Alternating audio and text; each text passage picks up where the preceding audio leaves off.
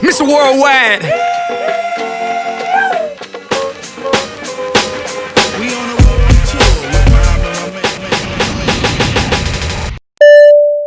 Welcome to another exciting episode of Global Brothers Podcast. I am the Dandy, with you always. My brother, Big Heath. What's happening, bro? My man, what's up, baby? Boom! All right. So we got a room full of beautiful ladies today, man. I'm super excited. And you know what? We do. Gorgeous, right? Quick, if any guys try to come in the room, don't let them. Don't let them. Yeah. Don't let them. It's a two-player field today. Yeah, you know, Kai. Well, thank you for showing up and supporting, ladies. Definitely. This has been a long time coming, Kai. This has been a long time coming. We talked about this for at least 3-4 I know. Months. Yeah, I think what I was happened beginning to think something. You hadn't had me on for such a long time. I was just like, what is happening? Yeah, I think it was you're here with us in Dubai. We wanted to have you in on a nice couch, in a nice setting. We usually do our broadcast from Ross Beach Vibes. Some have been from Kiza. Yeah. We've even had the Rotana, different locations. So sorry, we have to have you on quarantine on the screen. It's okay. I'm happy to finally be having these conversations on here because I think we have so many chats offline. We do. So this is the perfect time to capture a little snippet of that, right, and have it for keepsake. Do you really want to get into it? Thanks for having me. Do you really want to get into it? Let's really? Do it. Yes. All right. Whenever Heath is that excited, that's actually trouble because he goes super deep. So I'm just gonna keep you a little bit on surface, Aquaman. Don't go diving too deep tonight. Kai got a clock going. She got a clock, so that's true. We got to reel it in. All right. So let me get it started. So we're very, very proud to have our sister. This is not just any guest. This is our sister, Kai, on the show. She is an amazing singer and performer. She is an entrepreneur, a businesswoman. She's a motivational author and coach. So she'll get you going, and also so much more. She's evolving. Welcome to the show, Kai. Thank you so much for having me, and I love that introduction. Thank you. Word. So I have a first question for you because I met you way back. We're just kind of like both chilling, doing our thing at a networking event, and I think I was looking rather yummy that evening, and you and a friend came over to me to introduce yourselves. My God! Oh my goodness! Go ahead. Yeah. And as a gentleman does, I gave you some time, and I'm so glad that I did because you turned out to be super interesting, and I'm so glad that we stayed friends to this day. So tell me, all that being said, moving to Dubai from the UK, how has that changed your outlook on life and your goals and kind of like your trajectory? How has it influenced you?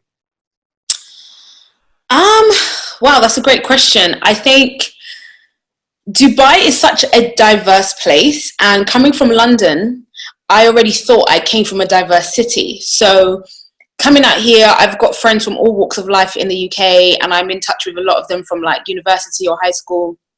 My community is quite diverse. My mum lives in an Asian community. So I've seen it all. But coming to Dubai, I actually found that I have met many more people from so many more countries here than anywhere else in the world. I've visited, the States and Europe for holidays. I've been to the Caribbean. But here, there's such a melting pot of, random nationalities. I've met someone from Mozambique. I've met so many Kenyans. I've met so many Ethiopians. Back in the UK growing up, I know a lot of Nigerian friends, Ghanaians, Somalian friends. And that was kind of pretty much it from Africa. But, and then of course you've got Europeans, etc. But coming here, I've met so many people from different Caribbean islands, so many people from different Asian communities. It's just crazy. So I think this has definitely opened my eyes to a lot more of the world. I've been invited to some great places as well, making friends with people from all over.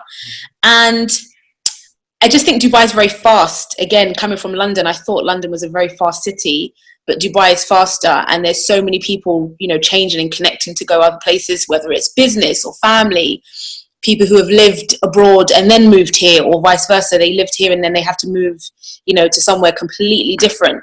So it's really opened up my outlook in terms of, you know, it doesn't just have to be London and here.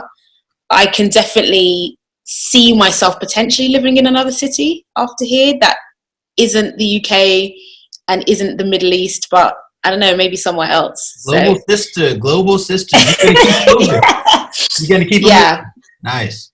You know, it was fascinating to watch you get around so quickly and basically make this place yours. You know, you kind of, I don't know how you did it. Tell us, like, how did you just get around, meet people so quickly and just make your stamp here? Thank you. Do you know what? I think in the beginning, I didn't do any of that because I literally had a mission to come, sing, and go back home. I wasn't here to make friends. I wasn't here to do any of the fancy stuff. I already came here on a few holidays previous years, and I knew I wanted to come back and just grind. So for the first year, I pretty much just had my cousin who I moved with, a couple of friends in that circle, music wise as well. I have another cousin, so 2 cousins here, and that was it. And I think my second year, the beginning of my second year, is when I met Marlon, and I just put myself out there to a networking event thinking I'll just go and see if I can get some more gigs, you know, meet some other contacts. And that was, I think, February in 2018. So I'm myself. So when I go places, some places I would just talk and I can talk a lot. So with the right kind of people, you bounce off them and you stay in touch. And I don't know, I just think if you put yourself out there, you can make friends really easily. So I started to do that a lot more in my second year, and then I got involved in Bike Club, and that's where my whole social circle pretty much blew up because I was out regularly networking and meeting people as part of my business. So yeah. Overnight, right? You just started to meet so many people and then have to follow up. Well, it's crazy because at the time, Bike Club appeared to come out of nowhere. But again, in that second year that I started getting out a bit more, I met Marlon and we had kept in touch. And one day he was just like, let's go to this pool party. And I was, if I'm not out socializing, I'm literally just a homebody. I love being at home. So because I was here just to gig and that was it, I didn't really have a reason to just be out. So when I met Marlon, he's like, you know, we're going to go to this, we're going to do that. And I'm like, I've been out twice this week already. That's enough. So okay, he pretty much was like, I'm coming to meet you. Hold up. Quit giving Marlon credit because it's going to his head. Okay. No, honestly, he's going to say that you got him, he got you popping out in Dubai. I know it's coming, okay? That's not exactly what I would say, but when I met him and he told me to come to this pool party, it subsequently ended up being the pool party of my now business partner. Oh. And so getting into, again, I just went to that event thinking nothing of it, spoke to a few people, left, kept myself to myself. But in doing that, it kind of made people go, who is that girl? You know, and the rest from there is kind of history, because I remember having a brief conversation with my business partner at the time. He kind of knew a little bit about me. I kind of knew a little bit about him, but he was doing events feeding people free food. So I was like, hey, Marlon, where is the free food? We got to go check that out. You talk to people, you do some networking, you get some free food. Let's go. I need to make some contacts. That was literally my thought process. So we went to one of the events and it was exactly that. I sat at a table with about 4 or 5 strangers. We spoke, we exchanged numbers, we met up a couple of times again, and those strangers became friends. So yeah, it kind of stemmed from there, really. Was it called Bike Club? That was Bike Club, yeah. It was called Bike Club. You know, Bike Club is a great concept, and every time I go, I'm always like happy that I'm there and happy to meet new people. It's never really the same crowd. You know, just some familiar faces, but it's never the same crowd. So that's the beauty of it. Yeah. Because very quickly we went from doing 1 or 2 events a week to doing 6 events a week. And for anyone who hasn't been or is not sure what Bike Club is, so Bike Club is a concept that started from promoting restaurants by attracting people by giving them free food. And my business partner at the time was doing this. It's called Bite Clubs specifically because you get bites of food, so it's not like a dinner for free. But between 8 and 11, when the events are held each day, you would get a menu that's specific and exclusive to that crowd, and you try out different appetizers or different meals or bites from that menu. So of course, with most people, when they hear there's free food, they want to know how, why, what is it, and it's a talking point. So we attracted a lot of people in a very short space of time, coming once or twice a week to now 5, 6, sometimes even 7 days a week. We're doing events in different restaurants, and it really brings a crowd to popular restaurants or even struggling restaurants that need the footfall, need people to know that they're there. And it's word of mouth promotion, so once you come, you taste the food, you like it, you'll tell a friend and hopefully go back. So it's been really popular, and it allows people to make friends, to connect, to network. You don't have to come to network, but when you do, you'll see me as the host and my business partner, and we're there to make friends, and we've built a massive community on that. So we're about 5,000 people strong now. And how many restaurants you partner with? Now over 100. I don't know the exact number, but I know the last count was a good 80, and that was a few months ago. So we definitely work with over 100 different restaurants in Dubai alone. We're going to be targeting Abu Dhabi. Yeah, I was gonna mention that a little bit later about branching out, but I want to attest to the fact as well that I used to go to those events before you were involved, and I would say since you've been involved, that it's definitely stepped up, and having a charismatic face of the event was such a step in the right direction in terms of personalization, professionalism. A reason why people come back, because it's not just the free food anymore. It was that for me, to be honest, it was that for me to begin with. But then it was no, I want to go see Kai and Mark. So it turned into more so a catch up with your friends kind of thing, which I think a lot of people appreciate. It's cool. Definitely. I've made so many friends through the Bike Club community, and you don't realize it at first because you're just seeing people once or twice. But when those people start coming once or twice in a week, and then that becomes 2 or 3 times in a month, you really feel like you get to know people. And you do, especially people like Heath I've met and spoken to. And then the second, third time, you're like, hey, how's it going? How's the cat? How's such and such? How's the job? You get to know so much about people in 2 or 3 hours at an event. So, yeah, it's great. And part of my job as well, I am just being myself, but I find it easy to talk to people, and I try to sit people that don't know each other together so that you get a diverse conversation instead of just sitting with the people you know or that you came with. So it's great, Good. I got a question for you. When you see me walk in the Bike Club compared to Marlin, does the energy go up? Who makes it pop in that particular night? Compared to what? Yeah. You're both different energies. She said when I walk in, she's like, hey. And I think the music cuts on when I walk in. Go ahead, Kai. What were you saying? I was going to say, you've got different energies. So I think when Marlon walks in, he actually, I think he knows a lot of people that I know. So it's often that he will walk in and people go, hey, there's Marlon, before I even get to say hi. So he knows people.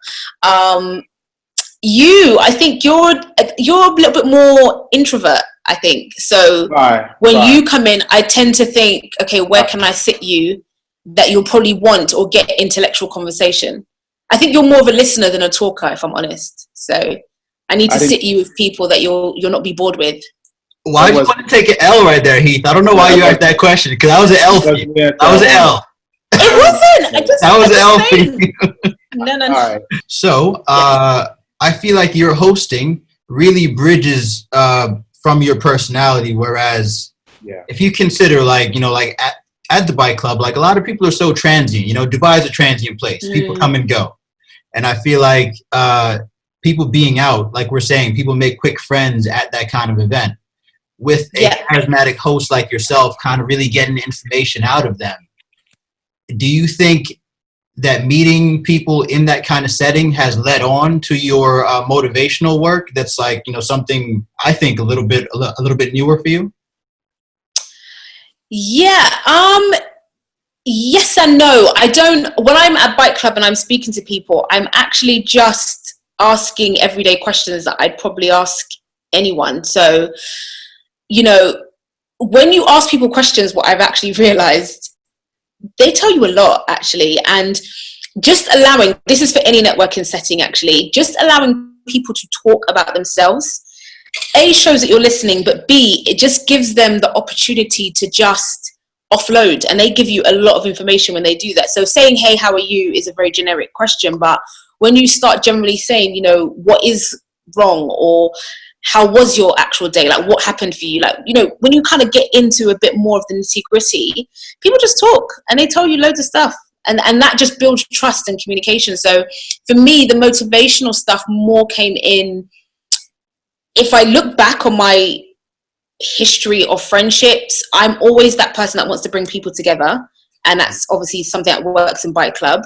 Yeah. I'm always someone that wants to be the peacemaker, again, that works in Bike Club. And I'm very chatty and talkative, and I think I can see the best in people, or see maybe what they can't see. So often I'm just telling someone the truth of my point of view, but that ends up being an encouraging word to them, and I've got a gift for it. So I've kind of now moved into using that voice, because, you know, I can sing and I can talk, but if I don't use it to uplift people, then what's it for, you know? So you're a natural MC, pretty much. Thank you. Yeah, I'd agree now. I'd never thought it before, but I would definitely agree now. Yeah, Marlin and I were right before the show. We were talking about the show On the Point. Oh, yeah. Yeah, remember I was out there dancing with MKO. You remember that? Yep. Yeah, I was a background dancer or whatever. I don't know. And he didn't have any drinks. He had no drinks, and he was just out there dancing like he didn't care, like no one was looking. Yeah. I think I had maybe a Pepsi or water in my hand. We got to talk about the website, blackgirlindubai.com. Yes. Oh my gosh. Yes. Okay. I wanna preclude that a little bit and set it up, because I was there in the beginning stage. I'm so proud of Black Girl in Dubai and what we created. Here we go. What we did together again. You know what I mean? Like, yo, we did it again. Like, I feel like we're like a great team. You know what I mean? But I never benefit. All right. Oh goodness. I'm not bitter. Go ahead, not bitter. Anyway, Black Girl in Dubai. I was so happy to be there during the early stage, and just like being a sounding board for you was awesome. Like, I love seeing my friends like really like soar, you know, like start from somewhere, have an idea, use you as a sounding board, because I do feel like I'm a good listener, even though right now I'm talking a lot. And then boom, they just take off, and then you just like sit back and look at it, and you're like, yeah, that's what she meant. Look at it now. Mm-hmm. So tell us a bit more about Black Girl in Dubai, the website, and like what it does for people. So Black Girl in Dubai is the #1 directory and hub for Black businesses here in the UAE. It started mainly off my passion for wanting to, again, bring people together. I came to Dubai in 2017, and I found it tricky to find the things I needed. So hair supplies, beauty stuff, just knowing where to go to get your everyday things. And I don't really do a lot of shopping here in terms of fashion, but I just found it really, really difficult, even though I came across other Black people, whether they were from Africa or the States or the UK. I found people either didn't know where to get things from, or they got things when they went back home. So, you know, when I started getting into Bike Club and just generally speaking to different people, I came across Black businesses. And the more that I asked people, I'd either get people never knowing that there were any Black businesses existing, or a few people knowing, and they were quote unquote all the way in Dira. So the more that I found and realizing, wow, there's actually, you know, this in Barsha, or there's this down here, or whatever, I couldn't, of course, hold it all in my head and expect people to know. So I just wanted to share. That's one of my things. And the website seemed like the easiest place to be able to share it and let other people use it, because there's no point in it just being in my head.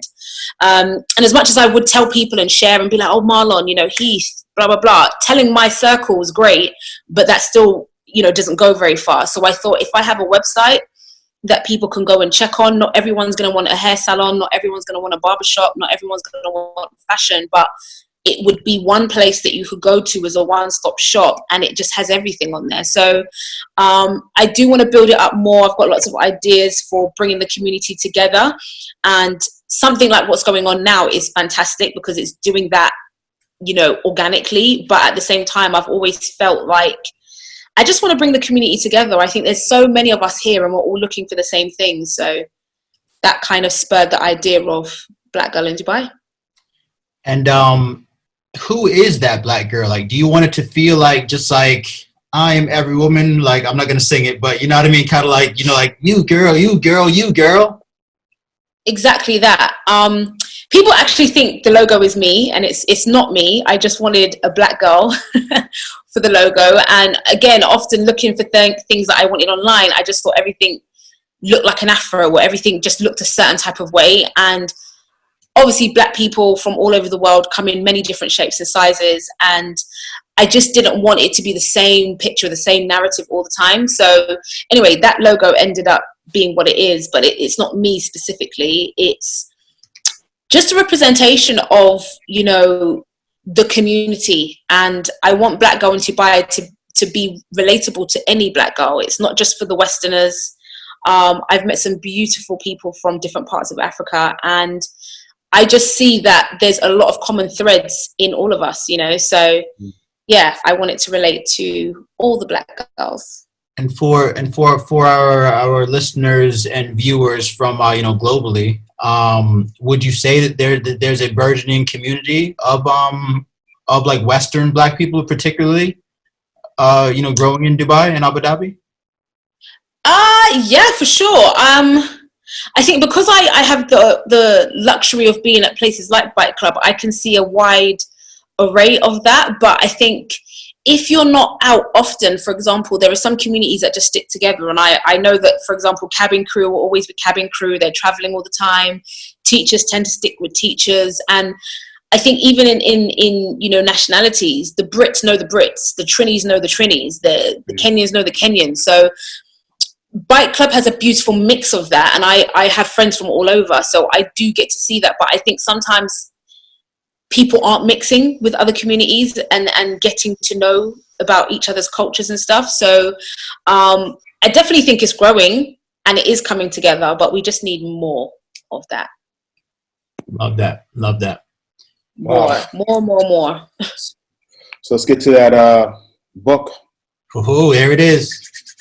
Here we go. So, Heath, I don't know if you've read it yet, but I was so happy to receive my copy. I remember that we were at that impromptu library with McPherson as well. She was there in tow, and Kai had written, like, you know, she was super excited and bubbly to show me, like, she had written this workbook called "I Am What I Say I Am." And yeah, I received my copy, and I've been scribbling in it and trying to stay on task, but pretty much like an affirmations book. You tell us a bit more about that, Kai. Thank you. So I Am What I Say I Am is a really simple guide and a workbook to helping you discover the best version of yourself. For many years, I've been doing journaling in my morning routine, but equally at the end of each year, I wouldn't say New Year's resolutions, but I would write down my goals and reflect on what I had written the previous year. And I've had a couple of friends give me some feedback, and I've built on that over the years. But equally, a few friends who said, look, you know, why do you write things just at the beginning or the end of the year? Why don't you review things more regularly than that? And that really stuck with me, you know, sharing some of their routines and how it is that they've really improved themselves on a daily or weekly basis helped me to put together the tools in that book. So it is self-reflective, and it's something where you can be open and honest and really just look at yourself without judgment, and then look at your strengths specifically and how you can build on that. Because often, myself included, we've been guilty of talking about what it is that we want to do, but not knowing exactly how to get there and feeling stuck. Mm-hmm. So the book encourages you to put down some things, get it out of your head, and then have a mini action plan as to how you can improve that. And it finishes also with some affirmations to have a positive dialogue with yourself, because often we're having negative conversations going on in our minds, often on autopilot. And yeah, it's quite detrimental if you're not checking and self-aware of what you're saying to yourself on a daily basis. Maybe it's your own voices, maybe it's things that people have said to you that have, you know, hurt or just really been buried in your subconscious. But having positive affirmations and a positive dialogue with yourself just helps you to break those patterns and just lift yourself up, because if you don't do it, then yeah, no one else will. What's some of the feedback that you've gotten from it? I've had great feedback, actually. With regards to its simplicity, I didn't want it to be something that was too long. So it's about 25, 26 pages long. Mm-hmm. And it does have some dialogue to explain each section before you fill it out. So there's not too much writing. There's not too much text to read. And it is very straightforward. It's not anything too complicated. I think when we talk about doing self-assessment or working on yourself, people feel like you're just going to, you know, go find yourself and then it's like, oh, I'm found, or it sounds like too much hard work that they don't want to do. So I really wanted to make sure that it was easy, and from the feedback so far, I think that's what I've achieved. Okay. Now, when I think about that, because Kai, you and I talk quite often. Well, I think you're a bit tired of me in terms of motivation type stuff, because I used to tell me like, hey, you know, listen to this guy, here's a link to this, here's a link to that, and I'd always be very like negative Nancy, like, oh, I don't need that stuff. Then when you wrote your book, I was like, you know what, let me give it a chance. For people like me, can you give us 3 quick affirmations that like aren't just the regular jugular, and like we think like, oh, you know, I am special, you know, like give us 3 like affirmations that will really like just encourage the average person. Okay, first of all, I haven't gotten tired of you. I think I read people. No, I honestly, I read people, and not everyone is in the space to receive sometimes. Whatever is going on, whether that's your own internal dialogue or you've generally got personal stuff going on, especially during this corona time, which has been so crazy and just intense. No one can say you have to deal with it this way. So everyone has to deal with things their own way. And I think sometimes I've just left you to your own devices. I just think if I keep saying it, something will stick, you know. And so I'm glad that you gave the book a chance. I'm really grateful, actually, because you didn't have to. So thank you. For anyone who needs to just have a better dialogue with themselves, I would say 3 affirmations that personally for me, and even other women that I know who use it as well, but it's not just for women. It's very simple, but it's very powerful. And I don't know if you want to write this down, if you've got any notebooks, because in general, this is what you need to be saying to yourself regularly on a daily basis, not just, oh, when I feel good. No, it's not for when you feel good. It's for all the time, so that you remember it in the highs and in the lows. And that is, I am worthy, I am capable, and I am enough. And I say it in that order because whatever is going on, whatever level of great or not great you think you are, often we might tell ourselves things like, you know, I'm not qualified for that job, or I'm not, you know, cool enough for that scenario, or I'm not whatever it is for that partner. And we talk ourselves out of situations all the time. And by saying those 3 affirmations and in that order, just reminding yourself that you are worthy, like, without going on a tangent here of history and stuff, but our parents, our grandparents, and all of our forefathers before us have been through hell before us. Hell. Not that everyone's had a terrible upbringing or whatever, but generally they have been through some stuff. So the fact that we are here with technology, living, breathing, with Wi-Fi, having this conversation right now, you are absolutely worthy of everything that you have, and reminding yourself of that kind of just humbles you a bit and grounds you. Reminding yourself that you're capable. Again, you may have loads of stuff going on, you might be in the middle of a crisis, but whatever it is, reminding yourself that you're capable to take it on. That's not to say to do everything all the time, but just reminding yourself that you're equipped to tackle that situation. It might mean you need to take a step back from certain things. It might mean you need to re-strategize. It might mean you need to ask for help. Whatever it means, you still need to remind yourself that you are capable. And the last one, I am enough. That is obviously self-explanatory. But again, just reminding yourself that whatever you are now, I think people think, oh, when I get that job, when I get that car, when I have that boyfriend, when I have that baby, when I make that million, then I'll be happy, or then everything else is going to fall into place. And actually, you're enough now. Like, you just have to be happy with where you are now and know that you're enough now. Otherwise, you'll just forever keep putting yourself down like you're not good enough to do X, Y, Z. And that's, to be honest, is not the truth. But if you don't remind yourself that you're enough, then the world out there is going to knock you down in an instant. So now, those would be my three. Were you thinking that when you lost your phone? I tell you what, when I lost my phone, I was so calm. I was so really? like, yeah. I just, do you know what it is as well? And again, I've lost phones before, and I could have done the whole, like, I just got so much to do. So that would have been a waste of energy, a waste of time, a waste of, like, of course I'm frustrated, but I couldn't express my frustration in the normal ways that I probably would have expressed frustration. I just need to get on with it.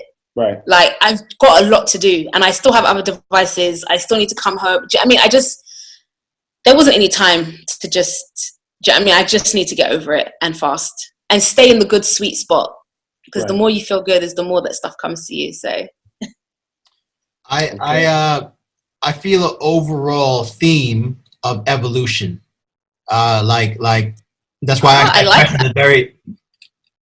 that question at the very beginning, about how Dubai has affected your growth and your trajectory, particularly to finish off on this point of evolution, because that's how I feel about the journey, really. I mean, like I said, like, I was there from very early on, and I'm just like so impressed and blessed and honored to know you, and like to really like, like be feeding off your energy and like, watching you blossom as well. So super, super happy and like so glad to have you on the show.